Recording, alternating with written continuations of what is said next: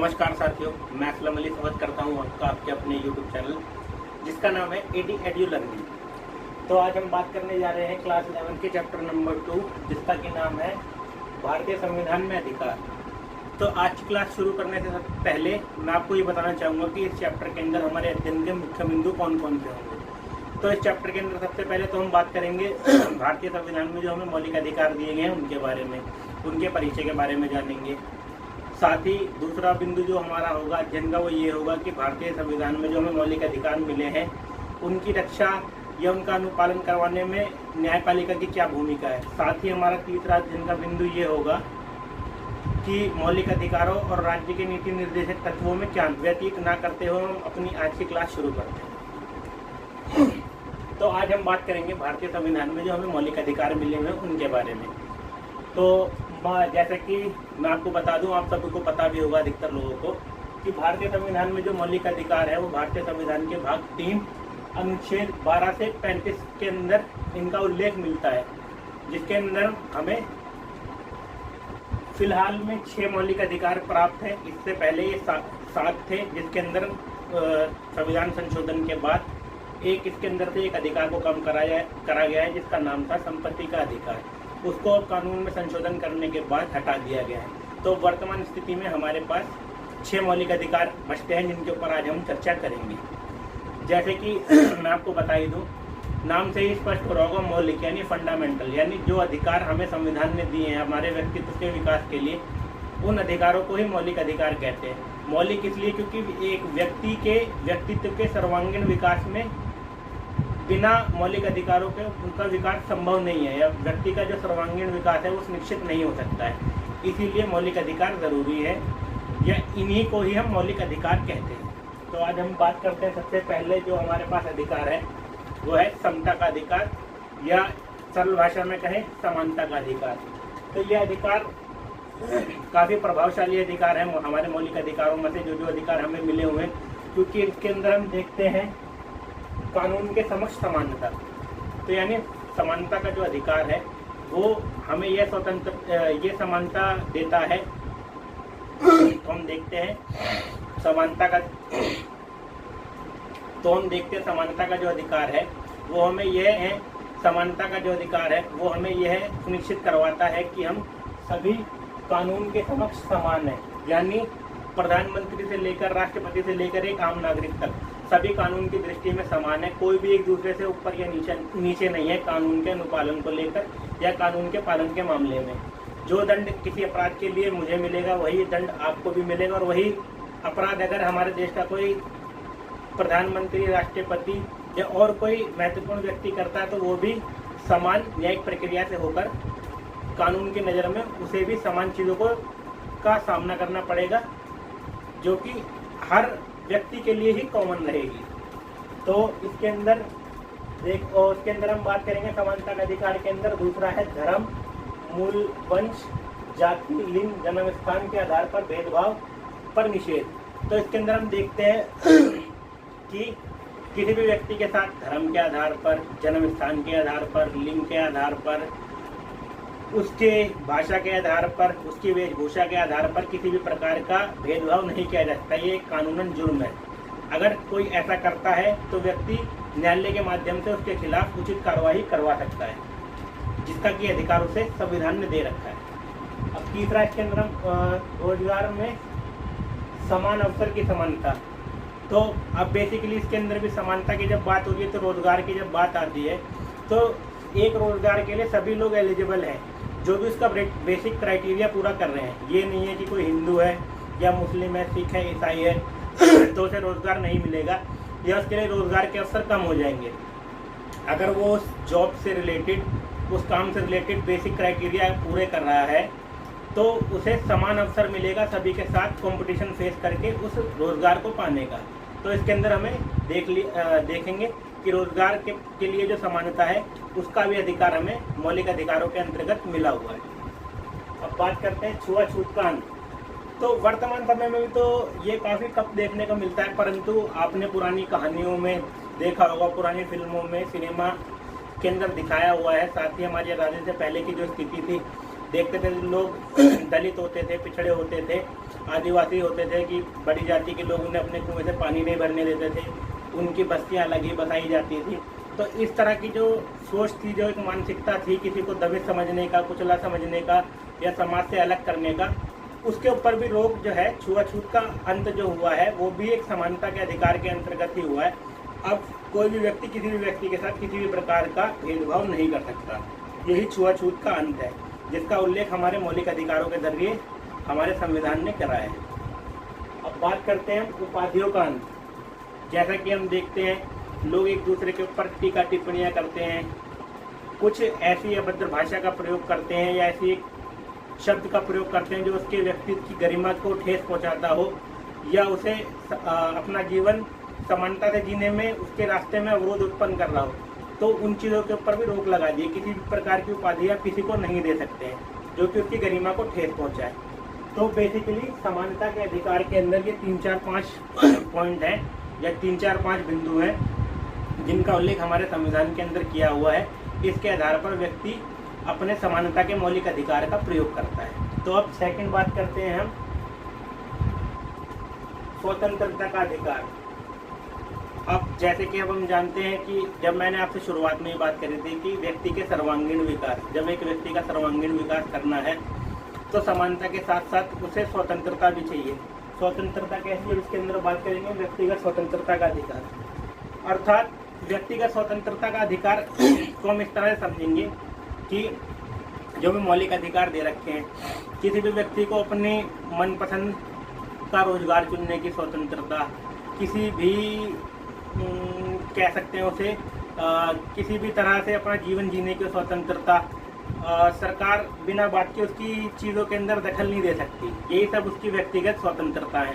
कोई भी मतलब कह सकते हैं ग्रुप बनाने का, किसी भी समूह में रहने का, कैसे भी लोगों के साथ अपना विचार विमर्श या अपना जीवन जीने का पूर्णता अधिकार है। किसी भी प्रकार का बंधन व्यक्ति के ऊपर नहीं लगा, इसी को व्यक्तिगत स्वतंत्रता का अधिकार भी कहते हैं। अब इसके अंदर हम सेकेंडली बात करेंगे अपराधियों के लिए दोष सिद्धि के संबंध में संरक्षण। तो बहुत सी जगह देखा गया है कि जैसे कि किसी के ऊपर आरोप लगा भ्रष्टाचार का या किसी के मर्डर का या किसी भी तरह के किसी और कृत्य का उसके ऊपर आरोप लगाए तो लोग उसे अपराधी समझना शुरू कर देते हैं, जबकि ऐसा नहीं है। मौलिक अधिकारों के अनुसार जब तक एक व्यक्ति के ऊपर उसका दोष सिद्ध नहीं हो जाता है कि उसने वो गुनाह करा है, तब तक उसे अपराधी नहीं माना जा सकता। तो उसके भी अधिकार होते हैं जो कि स्वतंत्रता के अंतर्गत आते हैं। अब हम बात करेंगे जीवन की रक्षा, दैहिक स्वतंत्रता। तो इसके अंदर हम देखते हैं कि जब स्वतंत्रता की बात आती है तो व्यक्ति कैसा हो, स्वतंत्र हो। दैहिक स्वतंत्रता मतलब कोई किसी को बंदी बना कर नहीं रख सकता, जबरन कोई किसी को अपने वश में नहीं कर सकता, किसी के ऊपर अपना हुक्म नहीं चला सकता। हर व्यक्ति स्वतंत्र प्रवृत्ति के साथ समाज में रहेगा और अपने अपने जो व्यक्ति है वो अपने व्यक्तित्व का सर्वांगीण विकास करने में पूर्णतः सक्षम हो सकेगा। अब हम बात करते हैं शिक्षा का अधिकार।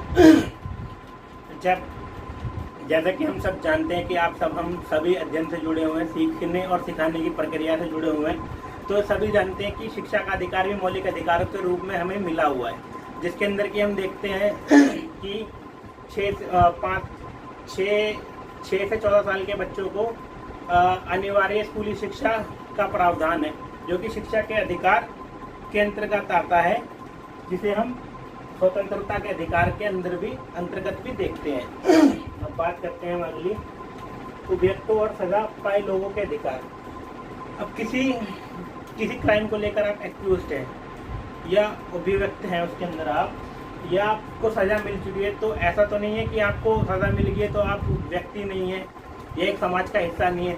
तो उस सूरत के अंदर भी बहुत से अधिकार हमारे संविधान ने मौलिक अधिकारों के जरिए हमें दिए हैं उन व्यक्तियों को भी, जिनका प्रयोग करके वह अपने विरुद्ध हो रहे किसी भी प्रकार के पक्षपात या भेदभाव का विरोध कर सकते हैं या न्यायालय जा सकते हैं। अब हम बात करेंगे शोषण के विरुद्ध अधिकार। ये मौलिक अधिकारों के अंदर काफ़ी पॉपुलर मानेंगे। इसे पॉपुलर क्या मतलब ज़रूरी है एक तरीके से कि इसके अंदर हम देखेंगे कि शोषण के विरुद्ध अधिकार में क्या क्या प्रावधान किए गए हैं। मानव के देह व्यापार और बंधुआ मजदूरी पर रोक। मानव के जैसे कि हम कई बार हम देखते हैं क्राइम पेट्रोल में या सावधान इंडिया में, मैं रियल लाइफ से आपको जोड़ के बता रहा हूँ कि हम देखते हैं कैसे किसी लड़की को बेच देते हैं, कैसे किसी को बंधुआ मजदूर बना के रख लेते हैं, अपने घरों में ज़बरदस्ती उनसे काम करवाते हैं या ज़बरदस्ती उन्हें अपना गुलाम बनाने की कोशिश करते हैं। तो उसके विरुद्ध भी संविधान ने हमें शोषण के विरुद्ध अधिकार के रूप में उस स्थिति से निपटने का एक अवसर दिया है, जिसे शोषण के विरुद्ध का अधिकार भी कहते हैं। साथ ही जोखिम भरे कामों में बच्चों की मजदूरी कराने पर रोक, तो इसके अंतर्गत हम देखते हैं कि 14 साल तक के बच्चे तो वैसे भी लेबर ही नहीं कर सकते कहीं पे भी, अगर वो ऐसा करते पाए जाते हैं या कोई उनसे ऐसा करवाता है तो एक कानूनी अपराध है। ऐसी स्थिति में उस काम करवाने वाले व्यक्ति को जुर्माना और सज़ा दोनों हो सकती हैं। साथ ही जोखिम भरे कामों के अंदर भी बच्चों को एज ए लेबर नहीं रखा जा सकता, जैसे कि खदानों की खुदाई होती है, पहाड़ों के ऊपर काम होता है या कोई और भी जोखिम भरे काम है, उन कामों के अंदर बच्चों को की मजदूरी पर पूर्णतः रोक है। जो भी अधिकार हमें जो देता है वो हमारा संविधान देता है मौलिक अधिकार के रूप में, जिस अधिकार का नाम है शोषण के विरुद्ध अधिकार। अब हम बात करते हैं धार्मिक स्वतंत्रता का अधिकार। जैसे कि हम सभी जानते हैं, भारत एक धर्मनिरपेक्ष देश है। भारत की अपना कोई एक राष्ट्रीय धर्म नहीं है। भारत में सभी धर्मों को मानने वाले लोग पाए जाते हैं तथा भारत की जो सरकार है वह सभी लोगों को किसी भी धर्म को मानने की पूर्णतः आज़ादी देती है, जो कि उसका एक संवैधानिक हक भी है। तो इस अधिकार के अंदर हम बात करेंगे आस्था प्रार्थना की आज़ादी। मतलब किसी भी व्यक्ति चाहे उसकी जो भी उसकी आस्था है, जिसके प्रति भी उसकी आस्था है, या वो प्रार्थना कर रहा है, चाहे सामूहिक रूप से कर रहा है या व्यक्तिगत रूप से कर रहा है, उसके ऊपर सरकार किसी भी प्रकार की रोक नहीं लगा सकती, ना ही किसी भी प्रकार का दखल दे सकती है और ना सरकार देती है। सेकंड है इसके अंदर धार्मिक मामलों के प्रबंधन। इसके अंदर व्यक्ति को यह अधिकार है कि उसके जो धार्मिक मामले हैं उसका प्रबंधन वो खुद कर सके। राज्य का धर्म से कोई लेना देना नहीं है। ये धर्मनिरपेक्ष राज्य की एक सबसे बड़ी पहचान होती है। तो और इसके अंदर तीसरा पॉइंट ये किसी भी धर्म को मानने की स्वतंत्रता। तो भारत के अंदर सबसे पहले मैं आपको बता ही चुका हूँ कि भारत में हर धर्म को मानने वाले लोग, हर प्रकार के लोग रहते हैं, जिनकी वेशभूषा, भाषा सब कुछ अलग है, जो कि देनी हमारे मौलिक अधिकारों के जो संविधान के द्वारा हमें प्राप्त है। अब हम बात करते हैं सांस्कृतिक और शैक्षिक अधिकार की। ये मौलिक अधिकार भी काफ़ी ज़रूरी मौलिक अधिकार है क्योंकि ये विविधता में एकता को भी सूत्रबद्ध करता है। वो कैसे करता है? ऐसे कि ये अल्पसंख्यकों का भी, देश में बहुसंख्यक और अल्पसंख्यक दो प्रकार के समुदाय हैं। एक समुदाय बहुसंख्यक है और एक जो समुदाय है वो अल्पसंख्यक है। तो इसके हमारे देश के संविधान ने मौलिक अधिकारों के जरिए अल्पसंख्यकों को भी ऐसे एक अधिकार दिए ताकि वो अपने व्यक्ति अपने व्यक्तित्व के सर्वांगीण विकास को सुनिश्चित कर सके, वो व्यक्ति अपना विकास कर सके, चाहे वो अल्पसंख्यक क्यों ना हो। तो इसके अंदर हम देखते हैं अल्पसंख्यकों की भाषा और संस्कृति का संरक्षण का अधिकार। अपनी भाषा, अपनी संस्कृति को कंजर्व करने का, उसे एंजॉय करने की पूरी आज़ादी हमें धार्मिक स्वतंत्रता के अंतर्गत मिलती है। सांस्कृतिक और शैक्षणिक अधिकार के अंतर्गत मिलती है। अल्पसंख्यकों को शैक्षिक संस्थाएं स्थापित करने का अधिकार। तो हम देखते हैं कि बहुत सारी हमारे देश में मदरसे भी काम कर रहे हैं और प्राचीन पद्धति है जो पढ़ाने की, उसके ज़रिए भी लोगों को पढ़ाया जा रहा है।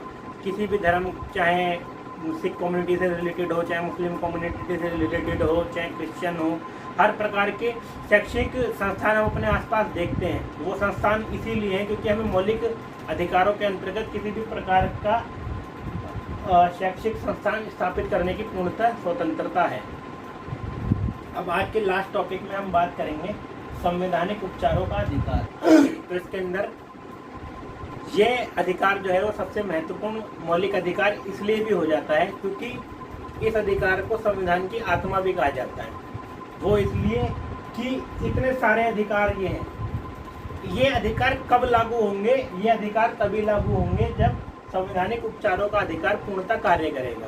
अब इसको समझने के लिए हम एक काम ये करते हैं कि अगर मान लीजिए सरकार निरंकुश हो जाती है, सरकार अपने नागरिकों का दमन करती है, ये सारे अधिकार तो हैं पर सरकार इन्हें मानने को तैयार ही नहीं है, वह उस स्थिति में सबसे ज़्यादा वाइटल रोल प्ले करता है संवैधानिक उपचारों का अधिकार, क्योंकि इसके अंदर व्यक्ति को यह अधिकार है कि अगर उसके किसी भी मौलिक अधिकार का हनन हो रहा है, किसी भी प्रकार का उसके साथ भेदभाव हो रहा है, सरकार उसके प्रति दमनकारी नीति अपना रही है या बेवजह उसे परेशान करा जाता है, कि तो वो न्यायालय के माध्यम से अपने मौलिक अधिकारों की रक्षा कर सकता है। इसीलिए इसे संविधान की आत्मा भी कहा जाता है, क्योंकि इन सभी मौलिक अधिकारों का सुचारू रूप से कार्य करने के पीछे कहीं ना कहीं सबसे मेन अधिकार जो है वो यही है।